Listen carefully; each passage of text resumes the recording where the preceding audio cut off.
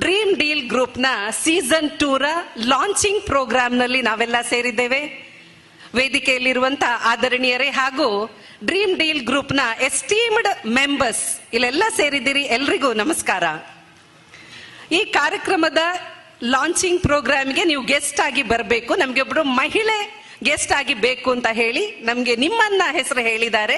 So ನೀವು ಬರಬೇಕು ಅಂತ ಹೇಳಿದ್ರು. ಏನು ಅಂತ ಮತ್ತೊಮ್ಮೆ ಕೇಳಿದೆ ಹೆಸರು, ಡ್ರೀಮ್ ಡೀಲ್ ಗ್ರೂಪ್ ಅಂತ ಹೇಳಿದ್ರು. ಡ್ರೀಮ್ ಕನ್ಸು ಅಫ್ಕೋರ್ಸ್ ಗೊತ್ತಿದೆ. ಡೀಲ್ ವ್ಯವಹಾರ ಮಾಡೋರು ನಮ್ಮ ಅಬುಲಾಲ್ ಸರ್ ಜಾಗದ ವ್ಯವಹಾರ ಮಾಡ್ತಾರೆ. ಡೀಲ್ ವ್ಯವಹಾರ ಮಾಡೋರು ಗ್ರೂಪ್, ಆ ಒಂದು ಯೂನಿಟ್. ಕನಸಿನೊಂದಿಗೆ ವ್ಯವಹಾರ ಮಾಡುವಂತಹ ಗ್ರೂಪ್ ಈ ಡ್ರೀಮ್ ಡೀಲ್ ಗ್ರೂಪ್. ಮತ್ತೆ ಕೇಳಿದೆ ಏನು ಅಂತ ಹೇಳಿ, ಎಲ್ರಿಗೂ ಕನಸಿದೆ, ನಮಗೆ 2 BHK 3 BHK ಮನೆ ಬೇಕು, ತಾರ್ ಕಾರು ಅಲ್ಲಿ ನೋಡಿದೆ, ಹೇಳಿದೆ ನಾನು ಕೂಡ ಮೆಂಬರ್ ಆಗ್ತೇನೆ, ನನಗೆ ತಾರ್ ಕಾರ್ ಬೇಕು ಅಂತ ಹೇಳಿಕೊಂಡು ಕನಸಿದೆ ಎಲ್ರಿಗೂ ಕೂಡ. ಗೋಲ್ಡ್ ಆರ್ನಮೆಂಟ್ಸ್ ಯಾರಿಗೆ ಬೇಡ ಇವತ್ತು ಅಲ್ವಾ? ಇದನ್ನೆಲ್ಲ ಒಂದು ನಮ್ಮ ಉಳಿತಾಯದ ಯೋಜನೆಯ ಮೂಲಕ ನಮಗೆ ಕೊಡ್ತಾರೆ ಅಂತ ಹೇಳಿದ್ರೆ ಯಾರಿಗೆ ಬೇಡ? ಅದೇ ರೀತಿ ನಾನು ಯೋಚನೆ ಮಾಡಿದೆ, ಈಗ ಇಲ್ಲಿರುವಂತಹ ಎಲ್ಲ ಅತಿಥಿಗಳು ಹೇಳಿದ ಹಾಗೆ ಇದು ಹೇಗೆ ಅವರು ಹೊಂದಾಣಿಕೆ ಮಾಡಿಕೊಂಡು ಹೋಗ್ತಾರೆ? ಒಂದ್ ತಿಂಗಳಿಗೆ 1,000 ಕಟ್ಲಿಕ್ಕೆ, 20 ತಿಂಗಳು ಕಟ್ಲಿಕ್ಕೆ 20,000ದಲ್ಲಿ ನಮಗೆ ಮನೆ ಕೊಡ್ತಾರಂತೆ, ತಾರ್ ಕಾರ್ ಕೊಡ್ತಾರಂತೆ, ಗೋಲ್ಡ್ ಆರ್ನಮೆಂಟ್ಸ್ ಕೊಡ್ತಾರಂತೆ, ಫರ್ನಿಚರ್ ಕೊಡ್ತಾರಂತೆ. ಇದು ಹೇಗೆ ಸಾಧ್ಯ ಅಂತ ಹೇಳಿಕೊಂಡು ಅದೇ ರೀತಿ ಡ್ರೀಮ್ ಡೀಲ್ ಗ್ರೂಪ್ನ ಈ ಒಂದು ಲಾಂಚಿಂಗ್ ಪ್ರೋಗ್ರಾಮ್ ಅಲ್ಲಿ ನಮ್ಮನ್ನ ಮುಖ್ಯ ಅತಿಥಿಗಳಾಗಿ ಕರೆದಿದ್ರು. ಅತಿಥಿ ದೇವೋ ಭವ ಅಂತ ಹೇಳ್ತಾರೆ, ಅದೇ ರೀತಿಯಾಗಿ ಇವರು ನಡೆಸಿಕೊಳ್ತಾ ಇದ್ದಾರೆ. ಕರೆದ ನಂತರ ನಮ್ಮದೆಲ್ಲ ಒಂದು ಫೋಟೋ ಹಾಕಿ ಅದೆಲ್ಲ ಒಂದು ಮಾಡಿದ್ರು, ವಾಟ್ಸಪ್ ಅಲ್ಲೆಲ್ಲ ಕಳಿಸಿದ್ರು. ನನ್ಗೆ ಇವ್ರು ಕಳಿಸೋದಕ್ಕಿಂತ ಮುಂಚೆನೆ ಒಂದು 10-30 ನನ್ನ ಫೋಟೋ ಎಡಿಟಿಂಗ್ ಆಗಿ ನನಗೆ ಬಂದಿದೆ ಅಂತ ಹೇಳಿದ್ರೆ ಅಷ್ಟು ಒಂದು ಅವರು ಪ್ರೀತಿಯಿಂದ ಅಷ್ಟು ಗೌರವಯುತವಾಗಿ ಅವರು ವೆಲ್ಕಮ್ ಮಾಡಿದ್ದಾರೆ. ಅದೇ ರೀತಿ ನನಗೆ ಹೇಳಿದ್, ನಾನು ನಿಮ್ಗಿದ್ ಹೇಗೆ ಗೊತ್ತು ಅಂತ ಹೇಳಿ ಅದಕ್ಕೆ ಅವರು ನಾವು ಕೂಡ ಡ್ರೀಮ್ ಡೀಲ್ ಗ್ರೂಪ್ ನ ಮೆಂಬರ್ಸ್ ಅಂತ ಹೇಳಿದ್ರು. ಸೀಸನ್ 1 ನಲ್ಲಿ ನಾವೆಲ್ಲ ಮೆಂಬರ್ ಆಗಿದ್ದು ಅಂತ. ಮತ್ತೇನಾಯ್ತು ಕೇಳಿದೆ, ಇಲ್ಲ ನಾವು 2-3 ಕಂತು ಕಟ್ಟಿ ಬಿಟ್ಟಿದ್ದೇವೆ ಅಂತ ಹೇಳಿದ್ರು. ಆಗ ನಾನು ಅಂದ್ಕೊಂಡೆ ಈ ಗ್ರೂಪ್ ಅನ್ನ ಹೇಗೆ ನಡೆಸ್ತಾರೆ ಅಂತ ಹೇಳಿದ್ರೆ 2-3 ಕಂತುಗಳನ್ನ ಕಟ್ಟಿ ಬಿಡ್ತಾರೆ, ಆ ದುಡ್ಡು ಈ ಕಂಪನಿಗೆ ಲಾಭ ಆಗ್ತದೆ ಅಂತ ಹೇಳಿಕೊಂಡು ಆ ವಿಷಯವನ್ನ ನಾನು ಇಲ್ಲಿ ಹೇಳಿದೆ. ಹಾಗಾಗಿ ನಿಮಗೆ ಅದೆಲ್ಲ ಲಾಭ ಆಗ್ತದೆ, ಆ ದುಡ್ಡನ್ನೆಲ್ಲ ನೀವು ಮತ್ತೆ ಶೇರ್ ಮಾಡಿ ಕೊಡ್ತೀರಾ ಅಂತ ಹೇಳಿ.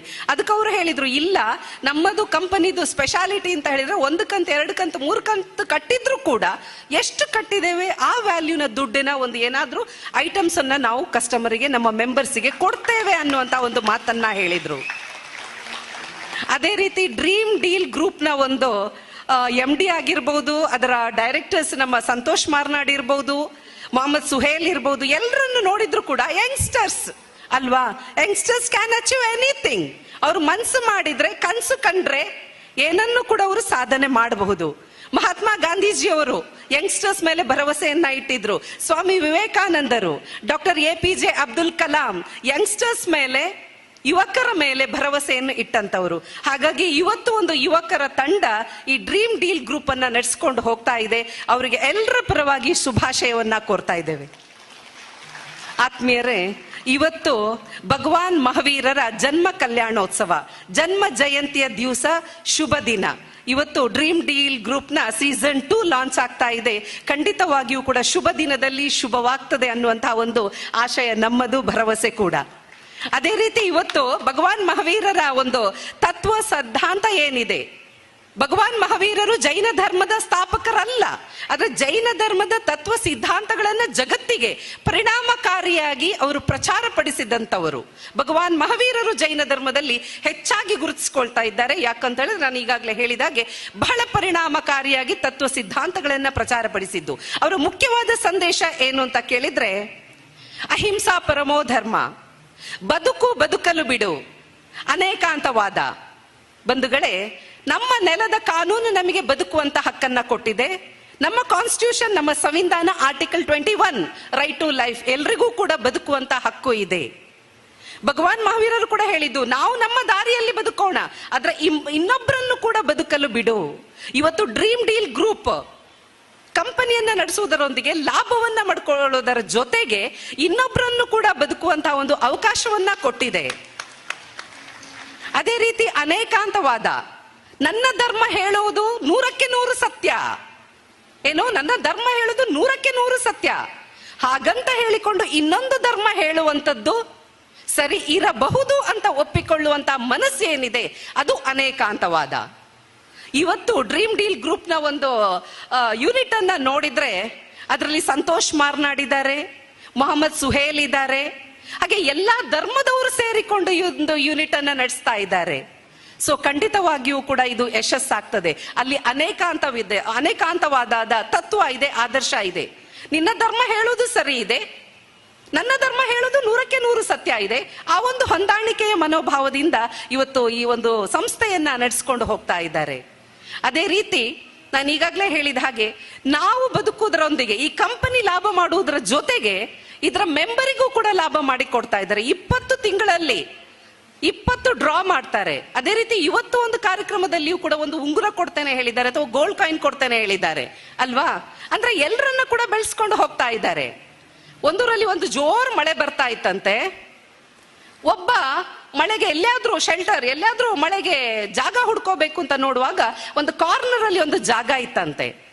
ಅಲ್ಲಿ ಸೇರ್ಕೊಂಡ, ಕೈಕಾಲು ಮಡ್ಚ್ಕೊಂಡು ಮಲಗ್ದ. ಅಲ್ಲಿಗೆನೆ ನಡೆದು ಸುಸ್ತಾಗಿತ್ತು, ಮಳೆ ಬರ್ತಾ ಇದೆ, ಗುಡುಗು ಬರ್ತಾ ಇದೆ, ಮಿಂಚು ಬರ್ತಾ ಇದೆ. ಸೊ ಕಾಲು ಮಡ್ಚ್ಕೊಂಡು ಮಲಗಿದ. ಸ್ವಲ್ಪ ಹೊತ್ತ ಬಿಟ್ಟವ ನೋಡುವಾಗ ಇನ್ನೊಬ್ಬ ಅಲ್ಲಿಗೆ ಬಂದ. ಅವನು ಕೂಡ ಈ ಮಳೆಗೆ ಮಿಂಚಿಗೆ ಹೆದರಿ ಹೋಗಿದ್ದಾನೆ. ಮಲಗಿದವನ ಹತ್ರ ಕೇಳಿದ, ನನ್ಗೊಂಚೂರು ಜಾಗ ಕೊಡ್ತೀಯಾ ಅಂತೇಳಿ. ಅಫ್ಕೋರ್ಸ್ ಬಾ ಅಂತ ಹೇಳಿ ಕೂತ್ಕೊಳ್ತಾನೆ. ಕೂತ್ಕೊಂಡಾಗ ಜಾಗ ಆಗ್ತದೆ, ಇಬ್ರು ಕೂತ್ಕೊಳ್ತಾರೆ. ಇಬ್ರಿಗೆ ಕೂತ್ಕೊಳ್ಳೋಷ್ಟು ಮಾತ್ರ ಜಾಗ ಇರ್ತದೆ. ಇನ್ನೊಬ್ಬ ಬರ್ತಾನೆ ಅಷ್ಟೊತ್ತಿಗೆ, ಮಳೆ ನಿಂತಿರೋದಿಲ್ಲ. ಅವನು ಕೇಳ್ತಾನೆ, ನನ್ಗೆ ಸ್ವಲ್ಪ ಜಾಗ ಕೊಡ್ಬೋದಾ, ಮಳೆಯಲ್ಲಿ ನನ್ಕೊಂಡು ಬಂದಿದ್ದೇನೆ, ಬಹಳ ಚಳಿ ಆಗ್ತಾ ಇದೆ ಅಂತೇಳಿ. ಇಬ್ರಿಗೆ ಕೂತ್ಕೊಳ್ಳೋಷ್ಟು ಮಾತ್ರ ಜಾಗ ಇದೆ. ಆಗ ಇಬ್ರು ಕೂತ್ಕೊಂಡವ್ರು ಹೇಳ್ತಾರೆ, ಬಾ ನಿನ್ಗೂ ಜಾಗ ಕೊಡ್ತೇವೆ ಅಂತ. ಇಬ್ರು ಎದ್ದು ನಿಲ್ತಾರೆ. ಆಗ 3 ಜನ ನಿಲ್ಲಿಕ್ಕೆ ಸಾಧ್ಯ ಆಯಿತು ಅಂತ ಹೇಳಿದ್ರೆ, ನಾವು ಮಾತ್ರ ಬದುಕೋದಲ್ಲ, ಇನ್ನೊಬ್ರನ್ನು ಕೂಡ ಬದುಕಲಿಕ್ಕೆ ಬಿಡಬೇಕು. ನಾವು ಬೆಳೆಯೋದು ಮಾತ್ರ ಅಲ್ಲ, ಇನ್ನೊಬ್ರನ್ನು ಕೂಡ ನಾವು ಬೆಳೆಸಬೇಕು ಅನ್ನುವ ಮಾತುಗಳನ್ನ ಹೇಳ್ತಾ ಕೊನೆಯದಾಗಿ ಸಾಹಿಲ್ ಬಹಳ ಮಾತುಗಳನ್ನ ಹೇಳಿದ್ರು. ಅವರಿಗೆ ಹೆಚ್ಚಿನ ಭಾಷೆಗಳಲ್ಲಿ ಹಿಡಿತಾ ಇದೆ. ಬದುಕೊಂದು ದೊರಕಿತ್ತು ಇನ್ನಾರಿಗೋ ಬೆಳಕಾಗಲೆಂದು, ಆದರೆ ಸಮಯ ಸರಿದು ಹೋಗುತ್ತಿದೆ ಕಾಗದದ ತುಂಡು ಸಂಗ್ರಹಿಸುವುದರಲ್ಲಿ. ಅರ್ಥ ಆಯ್ತಾ? ಬದುಕೊಂದು ದೊರಕಿತ್ತು ಇನ್ನಾರಿಗೋ ಬೆಳಕಾಗಲೆಂದು, ಆದರೆ ಸಮಯ ಸರಿದು ಹೋಗುತ್ತಿದೆ ಕಾಗದದ ತುಂಡು ಸಂಗ್ರಹಿಸುವುದರಲ್ಲಿ. ಹಣ ಮಾಡೋದು. ಅನಾಮಿಕ ಬರ್ದದ್ದು ಮುಂದುವರೆದು ಹೇಳ್ತಾನೆ, ಇಷ್ಟೊಂದು ಸಂಗ್ರಹಿಸಿ ಮಾಡುವುದೇನು, ಕೊನೆಯ ಉಡುಗೆಯಲ್ಲಿ ಜೇಬಿಲ್ಲ, ಸ್ಮಶಾನದಲ್ಲಿ ತಿಜೋರಿ ಇಲ್ಲ, ಇನ್ನು ಯಮನ ದೂತರೋ ಲಂಚ ಮುಟ್ಟುವುದಿಲ್ಲ. ಹಾಗಾಗಿ ನಮ್ಮ ಹತ್ರ ಏನಿದೆಯೋ ಅದನ್ನ, ಇದು ಒಂದು ರೀತಿಯಲ್ಲಿ ಸಮಾಜ ಸೇವೆ ಅಂತ ಅನ್ಕೊಳ್ಬಹುದು, ಆದಷ್ಟು ಸಾಮಾಜಿಕವಾಗಿ ತೊಡಸ್ಕೊಳ್ಳೋಣ. ನಾವು ಬೆಳೆಯೋದ್ರ ಜೊತೆಗೆ ನಮ್ಮ ಜೊತೆಯಲ್ಲಿರುವವರನ್ನು ಕೂಡ ಬೆಳೆಸೋಣ ಅನ್ನುವಂತ ಮಾತುಗಳನ್ನ ಹೇಳ್ತಾ, once again I congratulate dream deal group and once again I thank Santosh Marnad and Mohammed Suhail. And ಇನ್ನೊಬ್ರು ಬಹಳ ಚೆನ್ನಾಗಿ ಮಾತಾಡ್ತಾರೆ, ನಮ್ಮ ಬ್ರದರ್, ಅವರು ನನ್ನನ್ನ ಇನ್ವೈಟ್ ಮಾಡಿದ್ರು ಡ್ರೀಮ್ ಡೀಲ್